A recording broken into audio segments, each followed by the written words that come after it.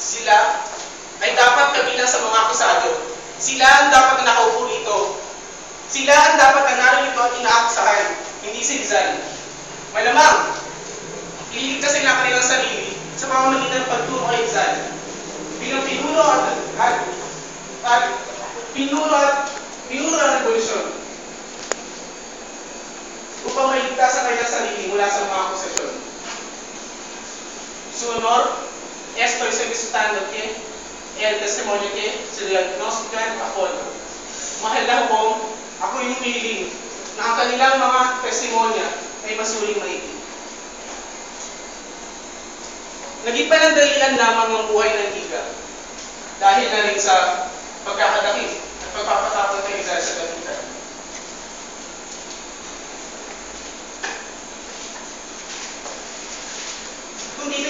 Kung titignan ninyo ang mga ebidensya dito, pinapakita na isang mabuting tao si Rizal.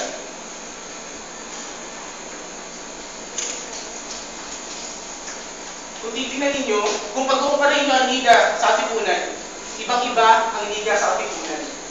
Kung ang ilalim na rin naman ng Liga ay ang revolusyon, bakit ba ito kailangan pabagsakin ng mga revolusyonista? Wika nga nila, mas marami, mas maganda. Bakit kailangan mag-tiis sa isang grupong revolusyonaryo kung pwede naman dalawa? Isang malaking oo. Oo, dahil si Rizal ang gumawa at nagsulat ng konstitusyon at batayan ng Liga. Ngunit walang malis mangyayari ngayon.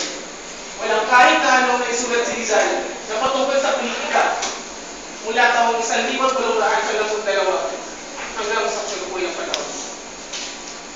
Noong minsan dinalaw ni Ginoong Valenzuela si Rizal upang ikayati na umanib sa Katipunan, tinanggihan niya ito. Monologue, el acusado debe justificar. Sumakatuwid, ang akusado ay nararapat lamang na mapawalang sala at ang lahat ng kanilang karapatan ay maibalik sa ngalan ng batas. Yun lamang po, sulit. Hiniling ni Gabriel sa korte, gawa din ang hila ang larawan mula sa mga gera. Dahil magdudulot lamang ito ng galit at pag-iigan at ang mga upol ay nararapat maging batas at huwag magpadala sa galit. Si Gabriel, bilang isang batang sundalo at wala pang karanasan sa ogasya, ay nakatulong ng malaking karindan sa korte. Nahanap niya ang batas ilang 52 at marami pang argumento pabor sa akusado.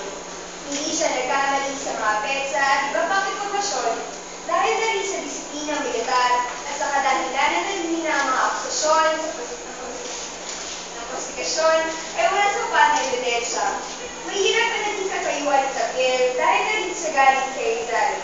Napunadayan ito ng pagsasawalang bahala ng korte sa mga argumento ni Gabriel. Tinanong si Rizal ang pinuno ng konsero kung may nais pa siyang sabihin. Mainihandang argumento o testamento ni si Rizal bilang tugon sa mga batikos sa kanya.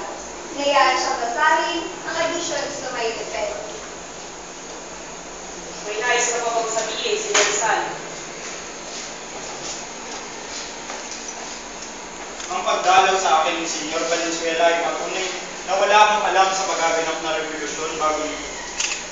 Marami na rin nagtangkang itakas ako mula sa Dapitan, ngunit pinanggihan ko iyon. Su honor, kung may katanungan kayo kung paano ko binugol ang 4 na taon ko sa Dapitan, ay maaari niyong itanong sa mga Guardia Civil, politiko, taong bayan, o mga misyonaryong pare. Sino nga ba ang mga dumadalaw sa akin sa Dapitan? Mga taong hindi ko naman kilala. Bakit hindi ang mga taong pamilyar sa akin? Dahil bakit nila na di ko sang-ayon sa magaganap na pag-aaklas.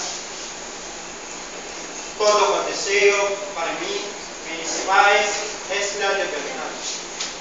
Ang tanging nais ko lamang sa bansa ay ang kasalunan nito.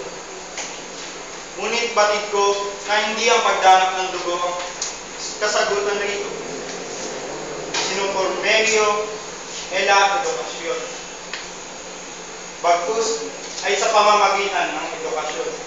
Ayun lamang po. Susunod. And asking the council to proceed with deliberations.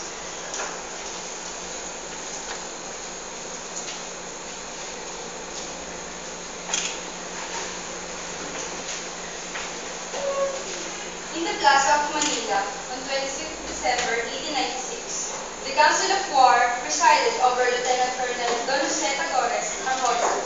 Having met this day to look into the past sentence in the case against Dr. Rizal Mercado E. Alonso, accused of crimes of rebellion, sedition, and illegal association, has carefully and thoroughly examined said case. After reading of this accusation with the judge advocate and having seen the fiscal's accusation, heard the allegations of the defense and the declaration of the accused, hereby declares that the punishable acts consist of the crimes of illegal association and of promoting and inducing to execute the rebellion, the former being the necessary means to execute the latter. Jose Rizal is, therefore, found guilty of being the author of the said rebellion. Viva España! Viva! By virtue of its powers, the Council dictates the following sentence. Dr. Jose Rizal should be and is hereby condemned to death, and in case of a pardon, will bear the accessories of life imprisonment and subjection to vigilance for life, and shall pay the state an indemnity of 100,000 pesos, which indemnity shall be passed to his heirs for satisfaction.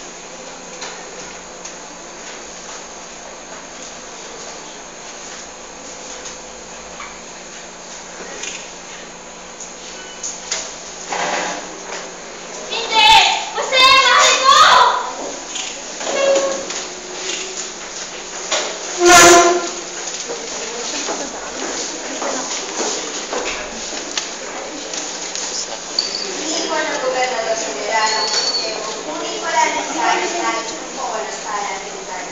Nalitan sa Consejo, walang Dominicano at Supremong Provincial, dahil yan ang nais ng palayan.